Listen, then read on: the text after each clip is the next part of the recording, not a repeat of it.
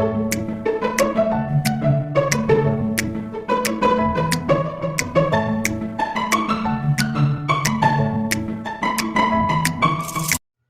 ma'am, good day. I am Donna May Torres Havana, 18 years old, from Valentina La Paz, Agusan del Sur.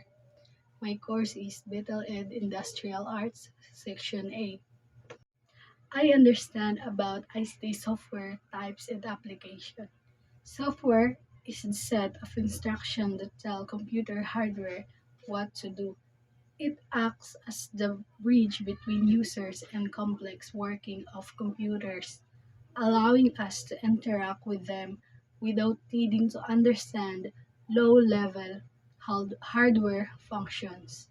System software, like operating system and device drivers, manages the hardware and provides the foundation for other software to run. Application software, like web browsers and word processors, allows users to perform specific tasks. Software is essential for automating processes, boosting efficiency, and creating new possibilities in all industries.